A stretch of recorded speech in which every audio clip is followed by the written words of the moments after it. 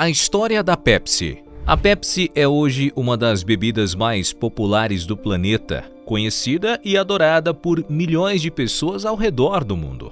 Ela é a segunda marca de refrigerante mais famosa, e muitos consumidores até preferem o sabor da Pepsi em comparação com sua maior concorrente, a Coca-Cola. E assim como ela, a Pepsi teve suas origens ligadas ao campo da farmácia, sendo criada por um farmacêutico chamado Caleb Bradham.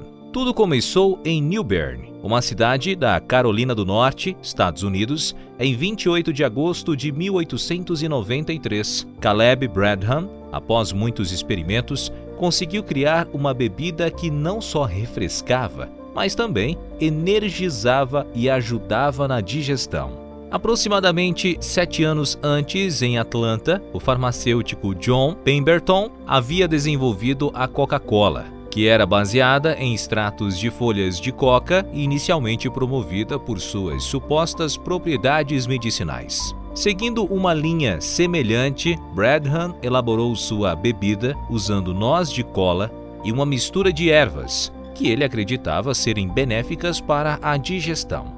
Inicialmente, a bebida era vendida exclusivamente na drogaria de Bradham, onde rapidamente se tornou popular entre os moradores locais, sendo conhecida como Brad's Drink. 5 anos depois, para tornar a bebida ainda mais atraente, Bradham decidiu adicionar gás, tornando-a uma versão mais palatável e comercial.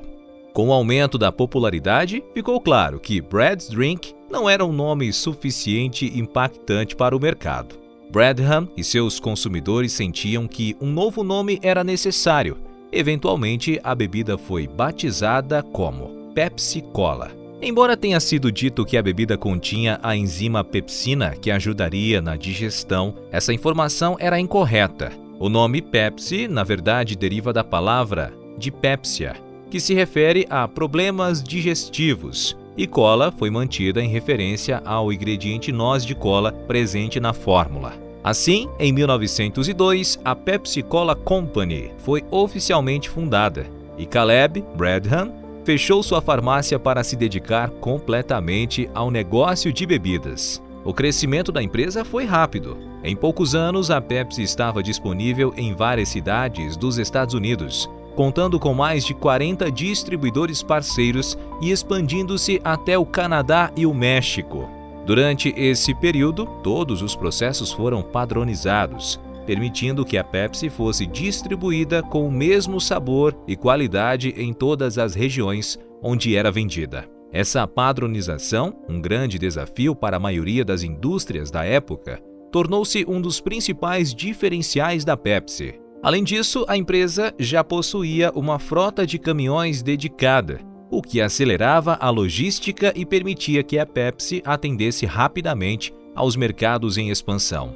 Esses fatores contribuíram para o crescimento exponencial da empresa, que até 1918 já havia se consolidado como uma das principais marcas de bebidas, culminando com a decisão de Caleb Bradham de fazer uma manobra ousada para assegurar o suprimento de matérias-primas essenciais ao seu negócio no final da Primeira Guerra Mundial. Naquele período, os preços dos alimentos estavam altamente instáveis, e Caleb Bradham, temendo um aumento significativo no preço do açúcar, decidiu agir. Prevendo que o valor da matéria-prima continuaria a subir, a Pepsi comprou uma quantidade gigantesca de açúcar, suficiente para atender tanto a demanda imediata quanto as necessidades futuras. No entanto, ao contrário do que Bradham previu, o preço do açúcar caiu drasticamente. O que era para ser uma jogada estratégica acabou se tornando um desastre financeiro, gerando um enorme rombo nas finanças da empresa.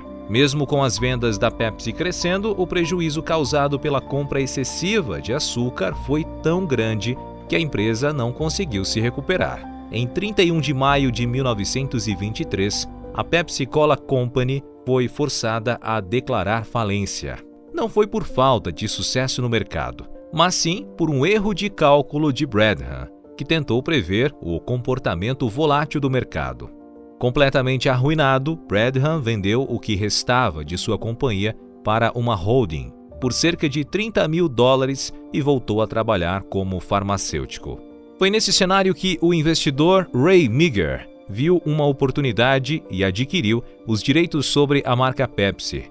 Ele decidiu tentar reerguer o negócio, mudando as operações para Richmond, na Virgínia. No entanto, mesmo com os esforços para reorganizar a empresa, a Pepsi passou a atuar exclusivamente no mercado interno dos Estados Unidos. A situação, que já era difícil, se agravou ainda mais com o crash da bolsa de 1929, que fez com que a empresa não conseguisse obter crédito para continuar operando.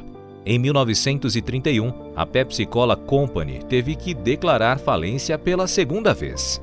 Curiosamente, entre 1922 e 1931, a Pepsi foi oferecida 3 vezes para a Coca-Cola Company, que não demonstrou interesse em adquirir a marca, considerando-a pouco relevante na época.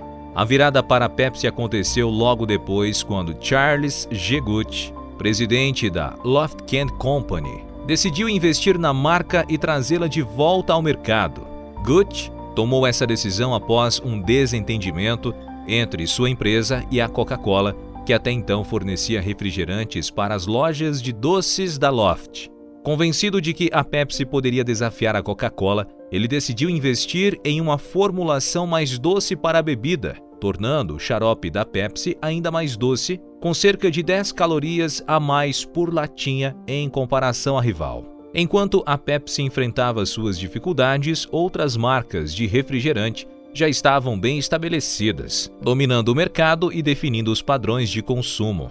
Para sobreviver, a Pepsi precisava se diferenciar e um plano audacioso foi traçado para impulsionar as vendas. A primeira grande mudança foi ir contra a tendência do mercado. Enquanto as bebidas eram tradicionalmente vendidas em garrafas de 177 ml, a Pepsi decidiu oferecer o dobro, 355 ml, pelo mesmo preço. Na época, uma garrafa custava apenas 5 centavos de dólar. A estratégia era não apenas superar os concorrentes em quantidade, mas também atrair a classe trabalhadora, que havia sido duramente atingida pela Grande Depressão de 1929 e precisava de produtos que oferecessem um bom custo-benefício. A aposta da Pepsi deu certo. Em pouco tempo, a marca se tornou a principal escolha entre os consumidores menos favorecidos, o que revitalizou a empresa e a colocou novamente no caminho do crescimento, ainda durante a década de 1930. Em 1934, a Pepsi já estava retomando suas operações internacionais, reiniciando as exportações para o Canadá. No mesmo período, Caleb Bradham, o criador da Pepsi, faleceu aos 66 anos. Com as vendas em alta entre a população de baixa renda, a Pepsi passou a ter um caixa mais robusto, o que possibilitou a implementação de outra estratégia crucial para o seu crescimento: a publicidade. A empresa investiu em diversas campanhas publicitárias, que envolviam celebridades e personalidades, como a atriz de Hollywood, Joan Crawford, que era casada com o até então presidente da Pepsi. Além de aparecer em vários comerciais, Joan exigia que seus filmes incluíssem referências ao refrigerante, o que aumentou significativamente a exposição da marca e, consequentemente, as vendas. Paralelamente, a Pepsi decidiu novamente desafiar as normas do mercado, dessa vez apostando em uma publicidade direcionada a um grupo de consumidores que era amplamente ignorado pelas outras marcas da época: os afro-americanos. Naquele período, os Estados Unidos enfrentavam uma segregação racial intensa, com os afro-americanos sendo frequentemente retratados de forma subalterna ou simplesmente sendo ignorados nas campanhas publicitárias das grandes marcas. Isso fazia com que os consumidores afro-americanos não se sentissem representados e não tivessem uma marca com a qual pudessem se identificar. Percebendo essa lacuna, a equipe de marketing da Pepsi decidiu veicular anúncios e peças publicitárias que retratavam afro-americanos em situações cotidianas, reforçando a ideia de que a Pepsi era uma marca que os respeitava e fazia parte de suas vidas. Vale lembrar que, por ser uma opção mais acessível, a Pepsi já era popular entre as comunidades afro-americanas nos Estados Unidos. Com essa estratégia, a Pepsi conquistou um público fiel entre os afro-americanos. Um público que se identifica com os valores da marca até hoje. Não é por acaso que, em algumas cidades americanas, como Chicago, a Pepsi é a líder de mercado. Esses esforços combinados ajudaram a Pepsi a consolidar sua posição no mercado americano nas décadas seguintes, posicionando-se entre as 5 maiores marcas de refrigerante da época. Ano após ano, a empresa inovava para se destacar, lançando novas embalagens de tamanhos maiores, adotando paletas de cores diferentes e até lançando uma versão dietética do refrigerante em 1964. Um dos exemplos mais marcantes de inovação atribuídos à Pepsi foi a criação da primeira garrafa de refrigerante em embalagem PET de 2 litros, um formato que revolucionou o mercado de bebidas. A empresa também diversificou seu portfólio ao adquirir a Ambev Corp em alguns mercados da América Latina, uma companhia conhecida pelo refrigerante Malta, que permanece até hoje no catálogo de produtos da Pepsi. Nessa mesma época, a Pepsi Cola Company realizou uma fusão estratégica com a Frito-Lay, a empresa líder na produção de salgadinhos. Esse movimento deu origem ao conglomerado PepsiCo, que se tornou um dos maiores grupos alimentícios do mundo. No Brasil, a Pepsi chegou pela primeira vez em 1950, importada por um distribuidor gaúcho. 2 anos depois, foi inaugurada a primeira fábrica licenciada da marca em Porto Alegre. Nesse mesmo período, a empresa também estava em uma batalha para expandir sua presença em outros mercados, embora ainda enfrentasse uma forte concorrência, especialmente da Coca-Cola. Uma das jogadas mais surpreendentes da Pepsi ocorreu quando ela conseguiu entrar no mercado soviético, um território considerado hostil aos produtos americanos. Essa conquista é vista por muitos como um golpe de sorte. Tudo começou em 1959 durante um encontro diplomático em Moscou, que reuniu representantes dos Estados Unidos e da União Soviética. Entre os participantes estava Donald Kendall, diretor internacional da Pepsi, que levou consigo uma máquina de carbonatação e um suprimento de xarope de Pepsi. Ele demonstrou ao líder soviético Nikita Khrushchev que era possível preparar uma Pepsi em Moscou com a mesma qualidade da bebida feita nos Estados Unidos. Khrushchev ficou encantado com a experiência, chegando a afirmar, segundo Kendall, que a Pepsi, preparada em Moscou, era até melhor que a americana. Como a Coca-Cola, vista como um símbolo do capitalismo, não tinha o mesmo apelo internacional. A Pepsi conseguiu, aos poucos, penetrar no mercado soviético. Isso se deu inicialmente por meio de trocas diplomáticas que incluíam escambo de vodka e até equipamentos militares, uma vez que a moeda soviética não era aceita nos Estados Unidos. Com o tempo, a Pepsi começou a enviar regularmente unidades de xarope para a União Soviética, onde a produção final era realizada. Assim, a Pepsi se tornou a primeira marca americana a ser vendida regularmente na União Soviética. O sucesso dessa parceria foi tão grande que, em pouco tempo, a Pepsi realizava tantas operações com o governo soviético que chegou a deter o 6º maior inventário bélico do mundo, segundo a revista Coin Cards.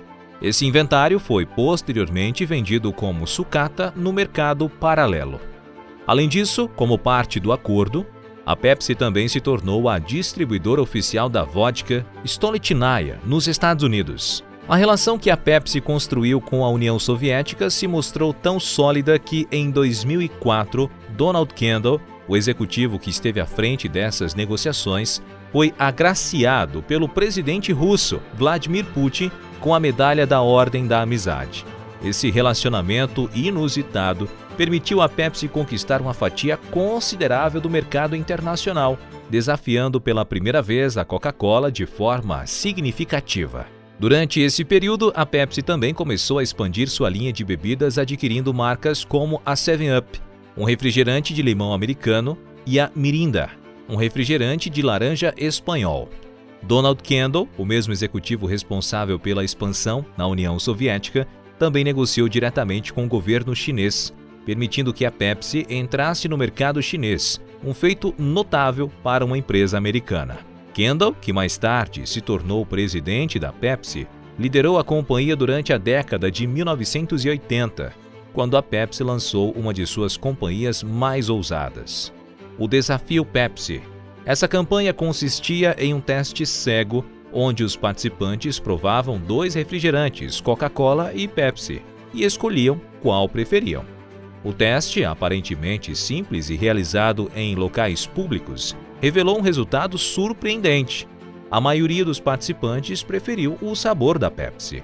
Segundo a empresa, cerca de 57% dos mais de 200 mil participantes escolheram a Pepsi como a bebida de sua preferência. O Desafio Pepsi rapidamente se transformou em uma série de comerciais que capturaram a atenção do público, gerando uma verdadeira mania nacional.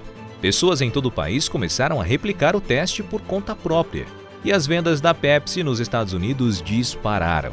Antes da campanha, a Pepsi frequentemente ficava atrás de outras marcas como RC Cola e DR Pepper, mas após o Desafio Pepsi, a marca consolidou sua posição como o segundo maior refrigerante no mercado americano, superando os concorrentes. O sucesso do Desafio Pepsi foi tão grande que a empresa conseguiu atrair consumidores da Coca-Cola, levando a concorrente a tomar decisões que, para muitos, foram desastrosas. Esses movimentos acabaram fortalecendo ainda mais a posição da Pepsi em várias cidades americanas, onde a marca se tornou líder de mercado, uma posição que mantém até hoje em algumas regiões. Com as vendas explodindo, a Pepsi aumentou significativamente seu caixa, o que lhe permitiu lançar campanhas publicitárias lendárias com ícones da cultura pop, como Michael Jackson, que foi o rosto da campanha Geração Pepsi. Esse sucesso impulsionou uma competição acirrada contra a Coca-Cola, numa disputa que ficou conhecida como Cola Wars, ou Guerra das Colas em português. Embora a Pepsi não tenha conseguido ultrapassar a Coca-Cola em vendas globais, ambas as marcas dominaram o mercado de refrigerantes, deixando as demais empresas com pequenas participações de mercado. No Brasil, a trajetória da Pepsi foi marcada por altos e baixos. Nos primeiros anos, a bebida teve uma forte presença na região sul do país, mas enfrentou dificuldades para conquistar outras regiões durante as décadas de 1960 e 1970. A primeira grande expansão ocorreu nos anos 1980, quando a Pepsi se associou à Brahma, o que permitiu à marca se estabelecer nos principais centros urbanos do Brasil. Mesmo assim, a operação enfrentou dificuldades financeiras e os direitos da Pepsi no Brasil foram vendidos para a empresa argentina Baeza. Em 1999, com a fusão entre Brahma e Antártica, que criou a Ambev, a gigante passou a deter os direitos de distribuição da Pepsi no Brasil, incluindo no seu portfólio marcas de sucesso como Suquita e Guaraná Antártica. Nos anos seguintes, a Pepsi lançou produtos que tiveram sucesso no Brasil, como a Pepsi Twist, e campanhas publicitárias marcantes com o slogan Pepsi Pode, que brincava com o fato de a Pepsi ser frequentemente vista como a segunda opção dos consumidores brasileiros. A abordagem, bem-humorada, ajudou a marca a aumentar suas vendas significativamente na última década. No cenário global, a Pepsi continua a buscar espaço entre os mais jovens, principalmente através do patrocínio de esportes e competições, com destaque para a NFL e a Liga dos Campeões da UEFA. A rivalidade com a Coca-Cola segue dividindo o mundo entre fãs de Pepsi e de Coca, mas independente da preferência, a Pepsi se consolidou como uma das marcas mais fortes e amadas do planeta. Hoje, a história da Pepsi é um exemplo notável de sucesso e merece ser contada e relembrada, não só pela sua trajetória no mercado de refrigerantes, mas também pelo impacto cultural e comercial que gerou ao longo dos anos.